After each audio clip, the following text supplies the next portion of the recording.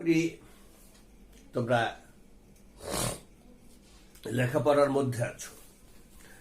তা আমরা যে অনলাইন ক্লাসে এতদিন ধরে ক্লাস করছি, এতে করে আমরা এখন ছিলাম জ্যামিতিক আলোক বিজ্ঞানের সমাধান ক্লাসে।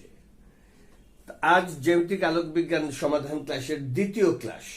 তোমাদেরকে জ্যামিতিক আলোক বিজ্ঞানের যে 12টি প্রশ্ন দেয়া হয়েছিল তার থেকে আজকে আমরা আরো কয়েকটি প্রশ্ন করব। শুরুতেই যশোর বোর্ড 2017 প্রশ্নটি তোমাদের অনলাইনে দেয়া শীটের 8 নাম্বার প্রশ্ন, এটা আমরা সমাধান করব। আমি উদ্দীপকটি পড়ে নিচ্ছি। একটি অনুবীক্ষণ যন্ত্রের অভিলক্ষ ও অভিনেত্রের ফোকাস দূরত্ব যথাক্রমে 3 সেন্টিমিটার ও 4 সেন্টিমিটার। লেন্সদ্বয়ের মধ্যবর্তী দূরত্ব 14.5 সেন্টিমিটার। 0.50 মিলিমিটার দৈর্ঘ্যের একটি বস্তু অভিলক্ষ হতে 3.1 সেন্টিমিটার দূরে স্থাপন করা হলো। গতে বলা হয়েছে অভিলক্ষের প্রতিবিম্বের দূরত্ব নির্ণয় করো। আবারও বলছি, এখন বুঝিয়ে বলছি। একটি অনুবীক্ষণ যন্ত্রের অভিলক্ষ আর অভিনেত্রের ফোকাস দূরত্ব 3 সেন্টিমিটার এবং 4 সেন্টিমিটার। মনে রাখবে, অনুবীক্ষণ যন্ত্রের অভিলক্ষের ফোকাস দূরত্ব সবসময় কম হবে, অভিনেত্রের বেশি হবে। অভিলক্ষের ফোকাস দূরত্ব 3 সেন্টিমিটার, অভিনেত্রের ফোকাস দূরত্ব 4 সেন্টিমিটার। লেন্সদ্বয়ের মধ্যবর্তী দূরত্ব অর্থাৎ অভিলক্ষ থেকে অভিনেত্র পর্যন্ত যে দূরত্ব, দুইটা লেন্সের মধ্যবর্তী দূরত্ব 14.5 সেন্টিমিটার। এর সামনে একটা বস্তু রাখা হলো। বস্তুটা কোথায় রাখা হয়েছে? অভিলক্ষ থেকে 3.1 সেন্টিমিটার দূরে। তাহলে এটা বস্তু রাখা হয়েছে। এই 3.1 সেন্টিমিটার হলো বস্তুর দূরত্ব। কার বস্তু? এটা অভিলক্ষের থেকে 3.1 সেন্টিমিটার দূরে রাখা হয়েছে। এটা অভিলক্ষের বস্তুর দূরত্ব 3.1 সেন্টিমিটার। আর অভিলক্ষের ফোকাস দূরত্ব কত? অভিলক্ষের ফোকাস দূরত্ব 3 সেন্টিমিটার। আমাদেরকে গতে বের করতে বলছে অভিলক্ষের প্রতিবিম্বের দূরত্ব নির্ণয় করো। আমরা গকে এই শীটের তোমাদেরকে কদ লেখা হয়েছে। এইটা প্রশ্নটা 8 নাম্বার প্রশ্ন শীটের, তোমাদের দেয়া শীটের 8 নাম্বার প্রশ্ন। এটা কত সালের? যশোর বোর্ড 2017। যশোর বোর্ড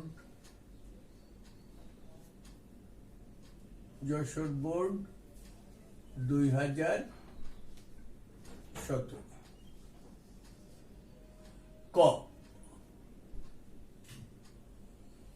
কতে বলা হয়েছে অভিলক্ষের প্রতিবিম্বের দূরত্ব নির্ণয় করো। আমি জানি বস্তুর দূরত্ব ইউ এবং বিম্বের দূরত্ব, প্রতিবিম্বের দূরত্ব ভি দ্বারা প্রকাশ করা হয়, ফোকাস দূরত্ব এফ দ্বারা প্রকাশ করা হয়। আমরা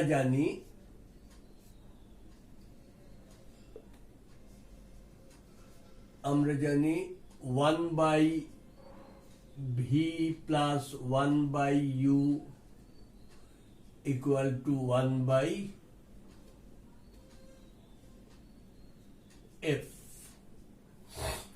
যেহেতু এটা অভিনেত্রের জন্য, অভিলক্ষের জন্য, অভিলক্ষের সবকিছুতে ও দেয়া হয়, অভিলক্ষ ও দ্বারা প্রকাশ করা হয়। সুতরাং আমরা জানি 1 by VO plus 1 by UO equal to 1 by F O. এখানে দেখো এফ ও অভিনেত্রের ফোকাস দূরত্ব। অভিনেত্রের ফোকাস দূরত্ব F O equal to 3 centimetre. 3 centimetre উদ্দীপকে দেয়া আছে। অভিনেত্রের বস্তুর দূরত্ব, এটাও উদ্দীপকে দেয়া আছে। অভিনেত্রের বস্তুর দূরত্ব হলো 3.1 সেন্টিমিটার। 3.1 সেন্টিমিটার। তাই যদি হয়, আমাদের বের করতে হবে অভিলক্ষের প্রতিবিম্বের দূরত্ব, অর্থাৎ বিম্বের দূরত্ব ভিও, 1 বাই ভিও বের করব। বা আমরা লিখতে পারি 1 by VO equal to 1 by F O minus এটা এই পাশে নিয়ে আসলে 1/u এই পাশে নিয়ে আসবো।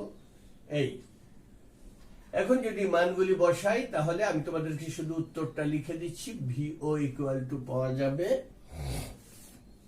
ভিও ইকুয়াল টু 93 সেন্টিমিটার 93 সেন্টিমিটার।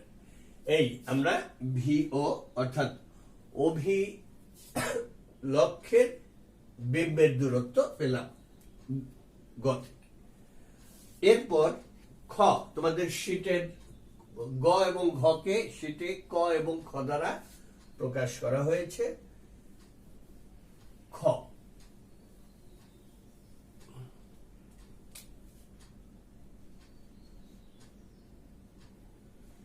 খতে বলা হয়েছে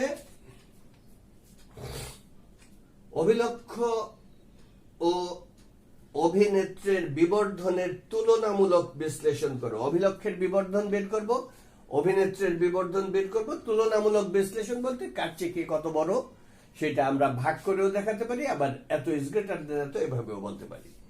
অভিলক্ষ ও অভিনেত্রের বিবর্ধনের তুলনামূলক বিশ্লেষণ করো। আমরা এখন অভিলক্ষ আর অভিনেত্রের বিবর্ধন দেখাবো অভিলক্ষের জন্য।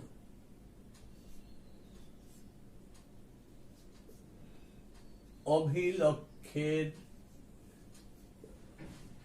জন্য আমি আগে সূত্রটা লিখে নেই, তাতে আমার মনে হয় বুঝতে সুবিধা হবে। অভিলক্ষের জন্য বিবর্ধন এম ও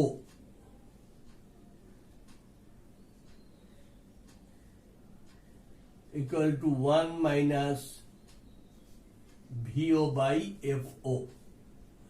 এটা অভিনেত্রীর জন্য হবে ME equal to 1 minus VE by FE। তাহলে অভিলক্ষের জন্য এত 1 by VO equal to এত।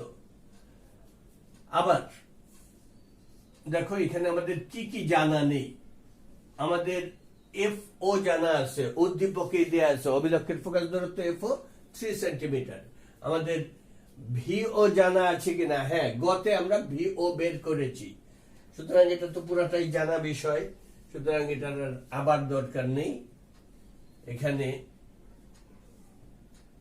ভিও ইকুয়াল টু একটু আগে আমরা বের করেছি, ভিও ইকুয়াল টু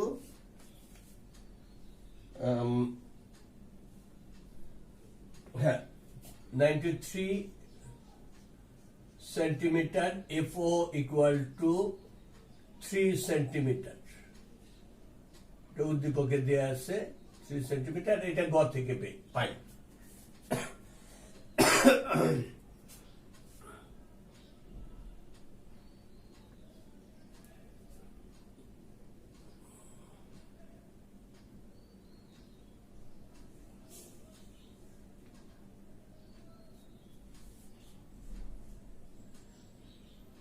সুতরাং এই মানগুলো বসালে পরে সুতরাং এম ও ইকুয়াল টু পাওয়া যায় -30। বিবর্ধন ঋণাত্মক হওয়া মানে বিম্ব উল্টা হয়েছিল। আচ্ছা, তা -30 বা আমরা যদি পরম মানে লিখি এম ও ইকুয়াল টু, পরম মানে লিখলে প্লাস মাইনাস দিতে হবে না, 30। আচ্ছা, আবার এখন অভিনেত্রীর জন্য অভিলক্ষের জন্য বিবর্ধন এই পেলাম। আমরা একটু জায়গা পাওয়ার জন্য অভিলক্ষের জন্য এম ও ইকুয়াল টু 30। বিবর্ধন 30 গুণ হয়েছে, যতটুকু বস্তু তার চেয়ে 30 গুণ বড় দেখা যাবে। আচ্ছা, অভিনেত্রীর জন্য বিবর্ধন, এবার অভিলক্ষের জন্য, অভিনেত্রীর জন্য অভিলক্ষ করা হয়েছে, অভিলক্ষের জন্য বিবর্ধন এম ই ইকুয়াল টু হবে 1 minus VE by F E. আমাদের এখানে এফ ই আগে দেয়া আছে, উদ্দীপকে দেয়া আছে এফ ইকুয়াল টু অভিনেত্রীর ফোকাস দূরত্ব এফ ইকুয়াল টু 4 সেন্টিমিটার। আমাদের বের করতে হবে ভিই। ভিই দেয়া নেই, ভিইটা বের করতে হবে। এখন দেখো আবার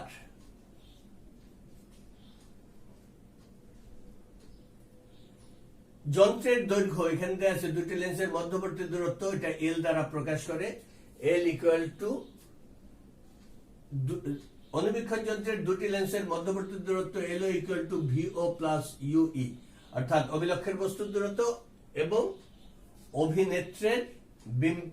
অভিলক্ষের বিম্বের দূরত্ব এবং অভিনেত্রের বস্তুর দূরত্বের যোগফল হলো দুইটা লেন্সের মধ্যবর্তী দূরত্ব। এখান থেকে আমরা ইউই বের করতে পারি। UE equal to L minus VO. UE equal to এত। এখানে দেখো, এখানে এল ইকুয়াল টু যন্ত্রের দৈর্ঘ্য এল কত ছিল? 14.5 centimetre. UE VO equal to 93 centimetre. এটা আগেই বের করা হয়েছে, 93 সেন্টিমিটার। এই দুটার মান বসালে পরে আমরা ইউই এর মান পাই। ইউই ইকুয়াল টু কত পাওয়া যায়? UE equal two minus 78.5 centimetre. আমরা ইউই পেলাম।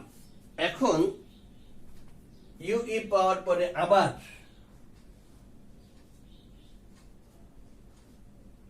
আমাদের বের করতে হবে ভিই। ইউই পেয়েছি, আবার 1/ভিই প্লাস 1/ইউই ইকুয়াল টু 1/এফই। বা এখন দেখো এখানে UE equal two minus 78.5 centimetre.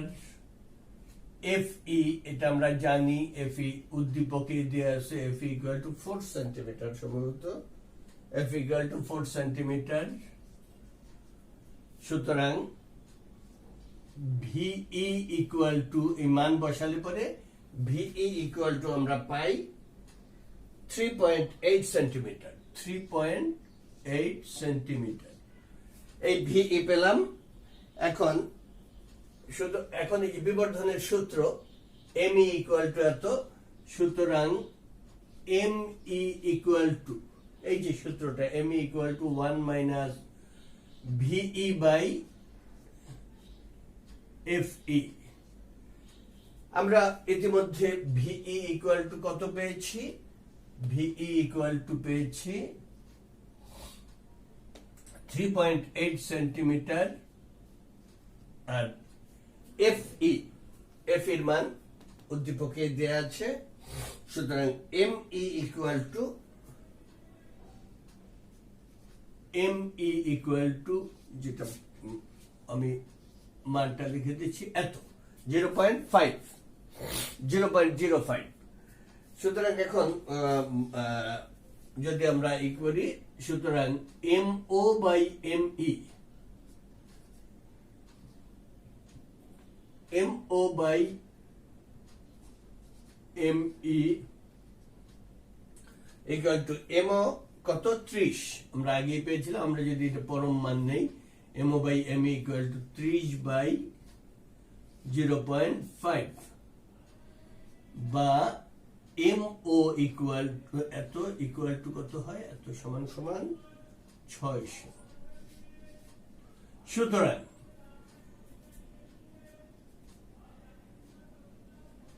MO equal two 600 ME, অর্থাৎ অভিলক্ষের বিবর্ধন অভিনেত্রীর বিবর্ধনের চেয়ে 600 গুণ বেশি হবে, অর্থাৎ MO is greater than ME হবে। এই আমরা আমাদের 8 নাম্বার প্রশ্ন হলো। এরপর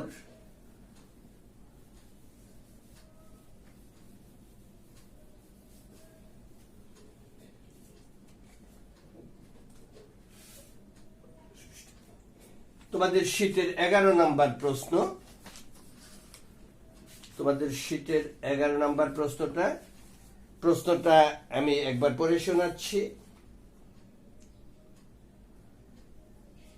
দেখো একটা চিত্র দেয়া আছে, সেই চিত্রে 11 নাম্বার, আমি উদ্দীপকটা পড়ে শোনাচ্ছি। এটা তোমাদের শীটের 11 নাম্বার প্রশ্ন, শীটের 11,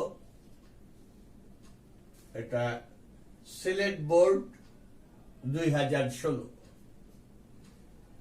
সিলেট বোর্ড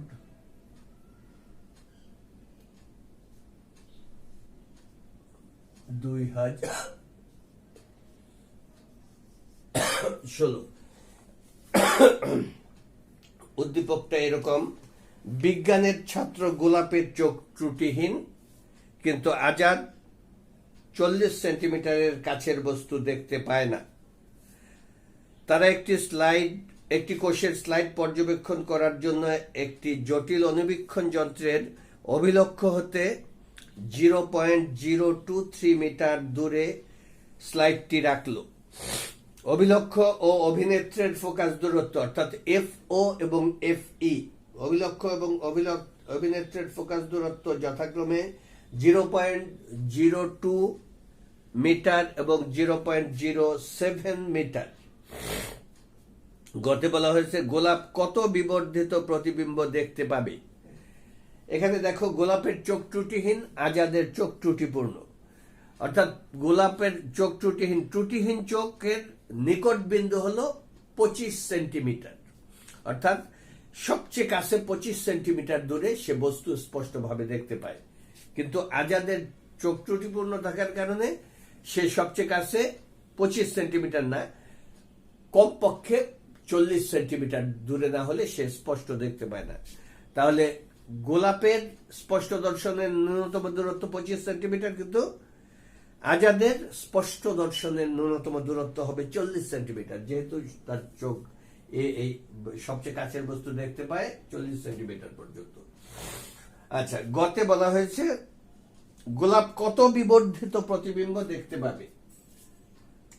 গোলাপের বিবর্ধন বের করতে হবে।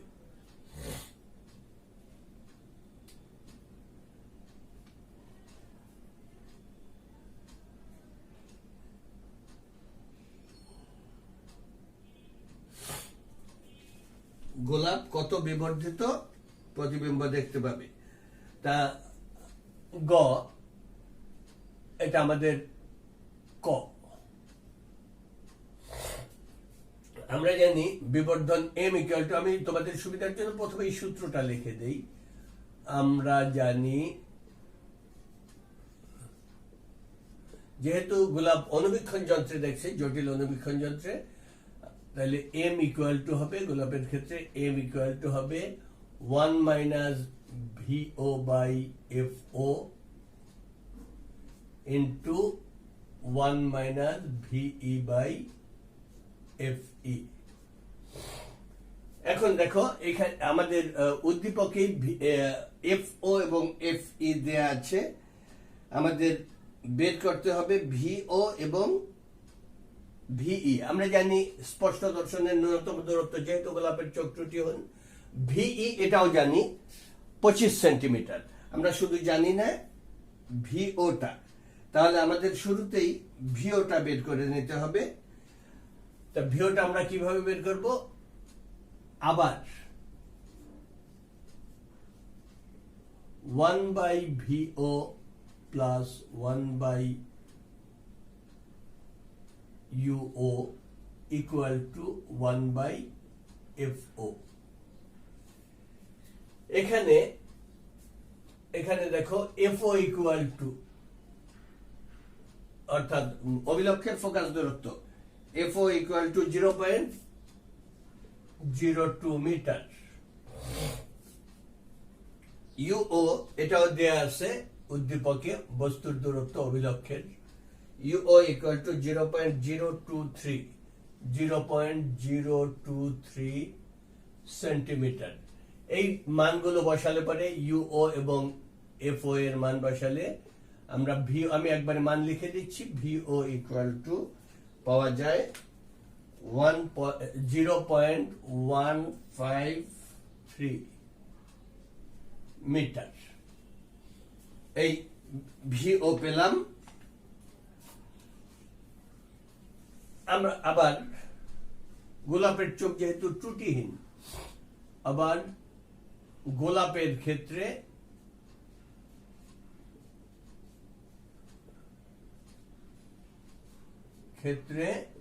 ত্রুটিহীন চোখের ক্ষেত্রে স্পষ্ট দর্শনের ন্যূনতম দূরত্বে বস্তু দেখতে পারবে, সুতরাং বিম্বের দূরত্ব, বিম্ব দেখতে পারবে স্পষ্ট দর্শনের ন্যূনতম দূরত্বে। তাহলে গোলাপের ক্ষেত্রে ত্রুটিহীন চোখে স্পষ্ট দর্শনের ন্যূনতম দূরত্ব 25 সেন্টিমিটার। আর অনুবীক্ষণ যন্ত্রের চূড়ান্ত বিম্ব সবসময় অবাস্তব বিম্ব হয়, এই জন্য মাইনাস হবে, -25 সেন্টিমিটার। তা আমরা ভিই এফ ও আমরা ভিও, এখান থেকে আমরা ভিও পেলাম, ভিও ইকুয়াল টু এত, ভিও জানি, ভিই সেটাও পেলাম, এফও এফই উদ্দীপকে দেয়া আছে, সুতরাং এম ইকুয়াল টু,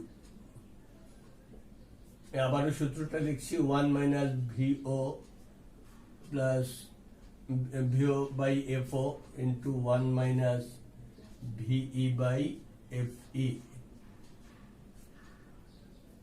সবগুলি মান বসালো পরে এম ইকুয়াল টু আমরা পাবো, আমি মানটা বসিয়ে দিচ্ছি, এম ইকুয়াল টু পাবো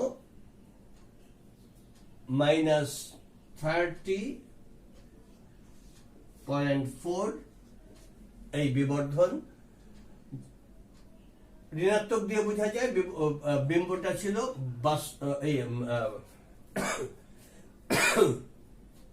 প্রতিবিম্বটা উল্টা ছিল, বা এম ইকুয়াল টু বিবর্ধন দিলে পরে এম ইকুয়াল টু পরম মান 30 এত। এই বিবর্ধন গেল, অর্থাৎ গোলাপ 30.4 গুণ বিবর্ধিত প্রতিবিম্ব দেখতে পাবে। এরপর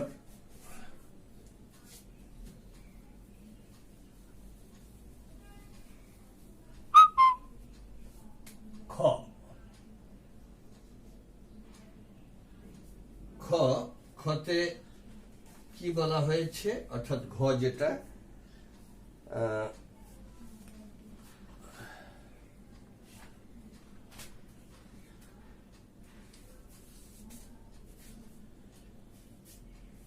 খতে বলা হয়েছে স্লাইড পর্যবেক্ষণে উভয়ের ক্ষেত্রে যন্ত্রের দৈর্ঘ্য একই ছিল কি, গাণিতিকভাবে বিশ্লেষণ করো। আমরা জানি যন্ত্রের দৈর্ঘ্য অর্থাৎ লেন্স দ্বয়ের মধ্যবর্তী দূরত্ব L equal to VO plus UE. আমরা জানি যন্ত্রের দৈর্ঘ্য L equal to VO plus UE. এখন গোলাপের ক্ষেত্রে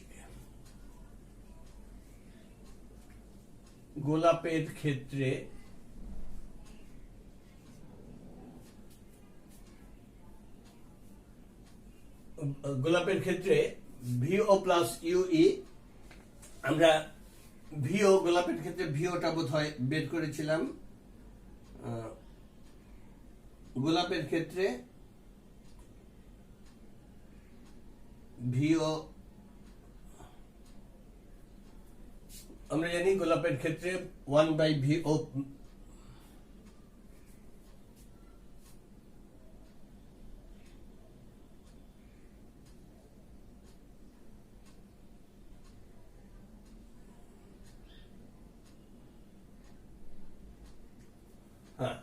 আমরা জানি গোলাপের ক্ষেত্রে L equal to VO plus UE.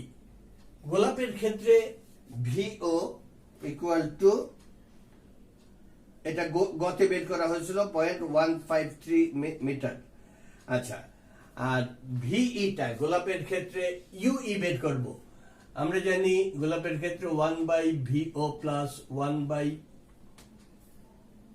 1/UO equal to 1/FO VE অভিনেত্রীর জন্য 1/VE plus 1/UE equal to 1/FE বা 1/UE equal to 1/VE minus 1/FE minus 1/VE।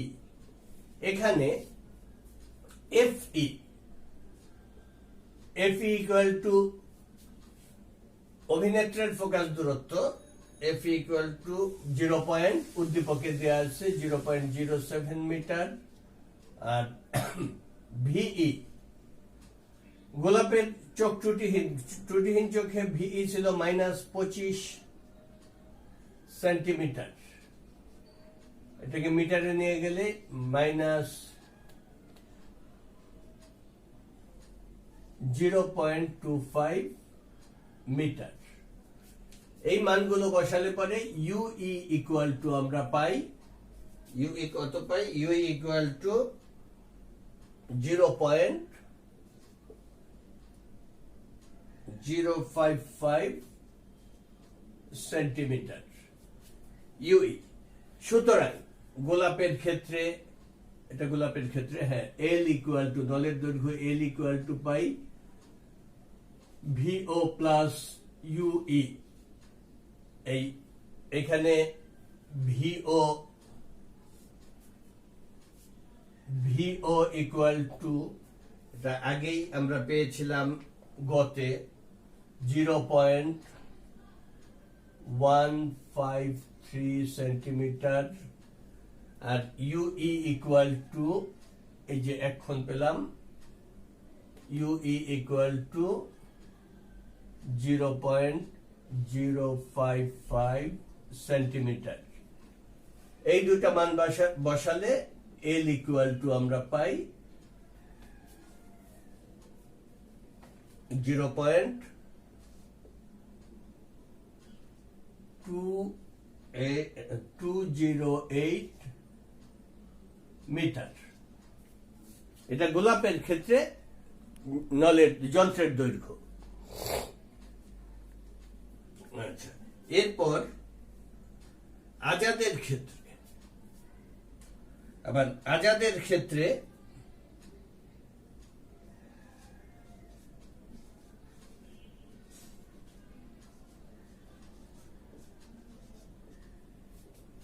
আমরা আজাদের ক্ষেত্রে নলের দৈর্ঘ্যকে L প্রাইম ধরলে L প্রাইম ইকুয়াল টু হবে VO, অভিলক্ষের বস্তুর দূরত্ব উভয়ের জন্য একই, প্লাস UE প্রাইম। UE প্রাইমটা বের করে নিতে হবে। UE প্রাইম কোথায় পাবো? আবার এখানে আমরা VO জানি, VO আগেরটাই, অর্থাৎ অভিলক্ষের বিম্বের দূরত্ব VO ইকুয়াল টু, এত জানা আছে, আমাদের জানা নেই UE প্রাইম, অর্থাৎ গোলাপের ক্ষেত্রে অভিনেত্রের বস্তুর দূরত্ব। তা আবার আমরা জানি যে 1/VE minus plus 1/UE equal to 1/FE। এখন যেহেতু এটা আজাদের ক্ষেত্রে আমরা এগুলি সব প্রাইম দেই, 1/VE প্রাইম, UE প্রাইম, আর FE তো ফোকাস দূরত্ব, বা সুতরাং এখন মান বসালে পর এখানে দেখি FE ইকুয়াল টু আগের মতোই, FE equal to 0.07 metre.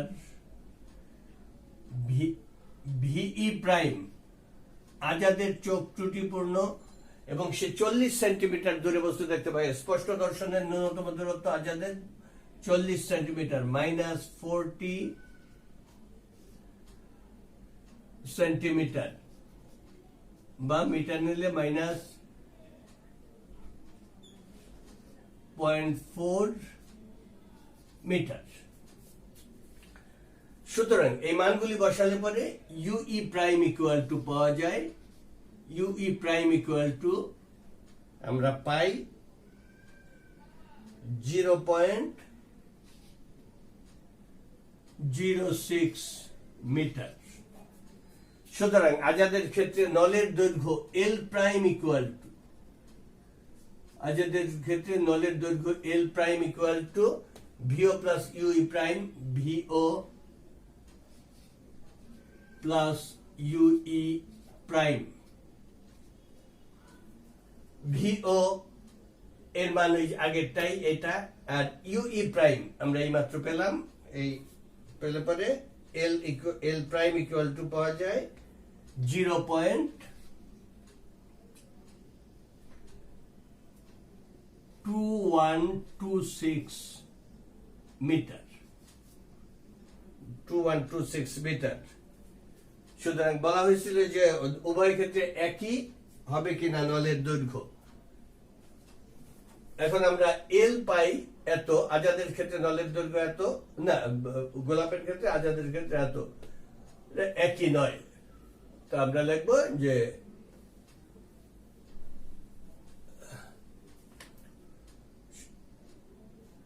L is not equal to L prime, সুতরাং নলের দৈর্ঘ্য একই ছিল না।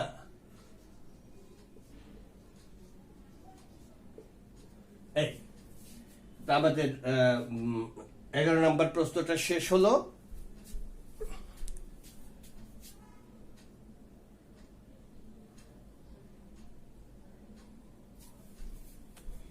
এরপর আমাদের আর একটা প্রশ্ন বাকি, 12 নম্বর প্রশ্নটা।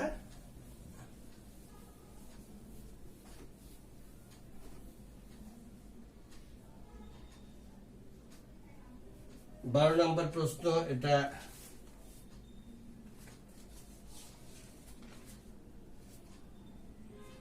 হ্যাঁ এটা ঢাকা বোর্ড 2015 প্রশ্ন, ঢাকা বোর্ড ঢাবো 2015। এখানে উদ্দীপকটা এরকম, জেমিমা বায়ুতে একটি কাচের উত্তল লেন্স নিয়ে কাজ করছিল, যার তলদ্বয়ের বক্রতার ব্যাসার্ধ যথাক্রমে 15 সেন্টিমিটার এবং 30 সেন্টিমিটার। একটা উত্তল লেন্সের বক্রতার ব্যাসার্ধ হলো 15 সেন্টিমিটার এবং 30 সেন্টিমিটার। মনে রাখবে উত্তল লেন্সের প্রথম বক্রতার ব্যাসার্ধ ধনাত্মক, দ্বিতীয় বক্রতার ব্যাসার্ধ ঋণাত্মক হয়। আচ্ছা, আর এখানে দেয়া আছে M U G equal to 3/2। M U G air সাপেক্ষে জি গ্লাস অর্থাৎ বায়ু সাপেক্ষে কাচের প্রতিসরাঙ্ক, M U G equal to 3/2, এবং এ মিউ ডাব্লিউ অর্থাৎ এয়ার সাপেক্ষে ওয়াটারের M U W equal to 4/3, অর্থাৎ বায়ু সাপেক্ষে পানির প্রতিসরাঙ্ক 4/3। গতে বলা হয়েছে লেন্সটির ফোকাস দূরত্ব নির্ণয় করো। গ আমাদের ক, লেন্সের ফোকাস দূরত্ব আমরা জানি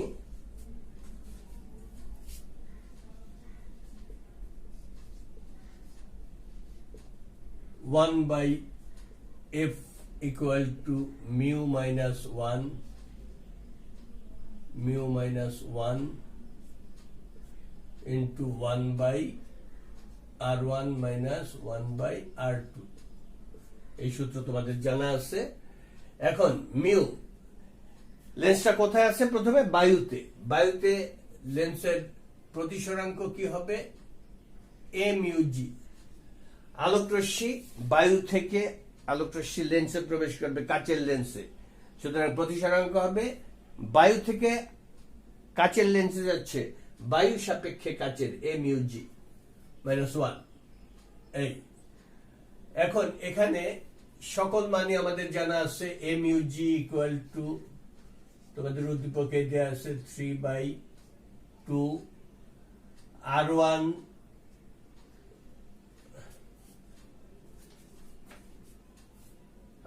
কত?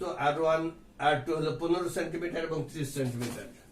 R1 equal to 15 centimetre, R2 দ্বিতীয় বক্রতার ব্যাসার্ধ, দ্বিতীয় তলে এটা ঋণাত্মক হবে -30 সেন্টিমিটার।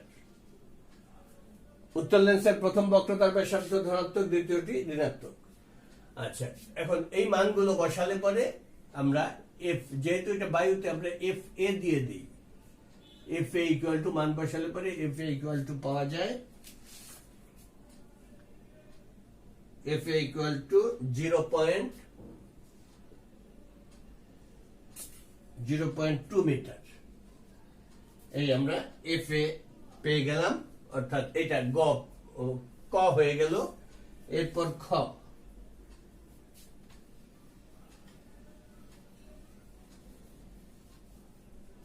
খতে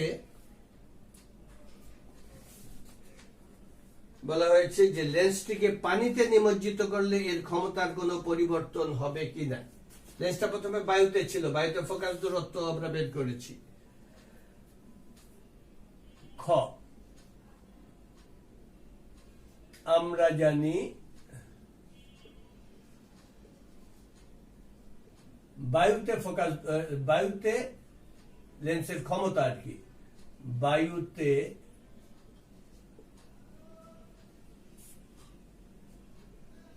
আমরা জানি বায়ুতে লেন্সটির ক্ষমতা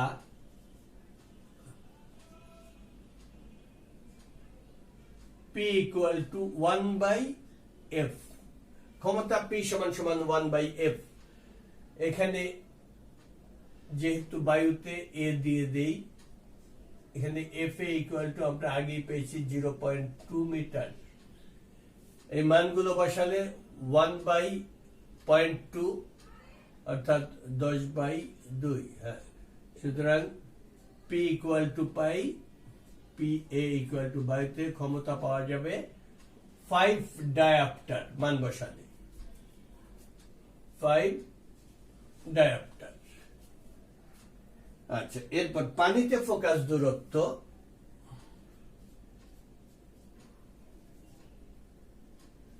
পানিতে ফোকাস দূরত্ব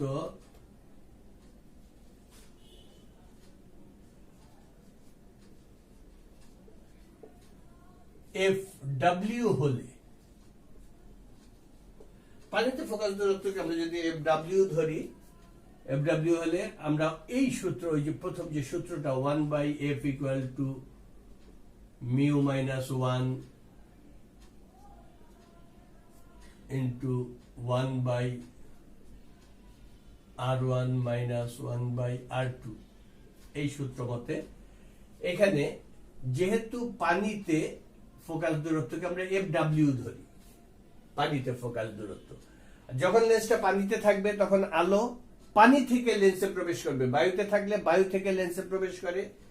এখন পানিতে আছে লেন্সটি, আলোকরশ্মি পানি থেকে লেন্সে প্রবেশ করবে, তা প্রতিসরাঙ্ক হবে পানি সাপেক্ষে লেন্সের, কাচের লেন্স, সুতরাং W mu G.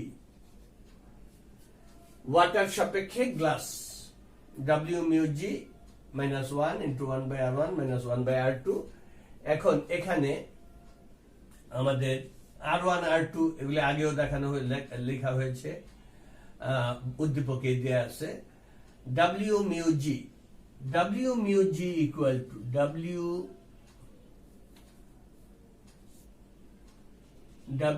mu G equal to A mu Z divided by A mu W। এখন A mu G, আমাদের mu G equal to ছিল 3/2 divided by mu W equal to ছিল 4/3। দেখি ঠিক লাগলাম কিনা, হ্যাঁ এত, হ্যাঁ, ইকুয়াল টু তাহলে হয় 9/8। W mu G equal to 9/8, R1 R2 জানা আছে, সুতরাং FW equal to, মানগুলি বসালে পরে FW equal to আমরা পাই 0.8 মিটার। FW পাই। সুতরাং পানিতে ফোকাস দূরত্ব পেলাম, পানিতে ক্ষমতা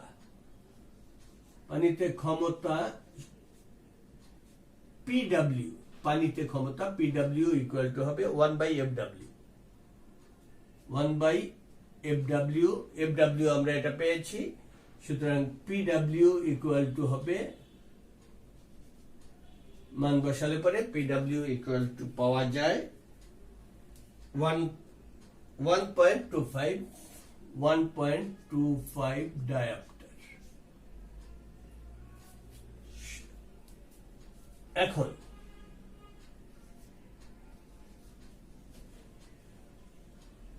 PW বাই PA equal to 1.25/5 equal to 1/4। সুতরাং আমরা বলতে পারি PW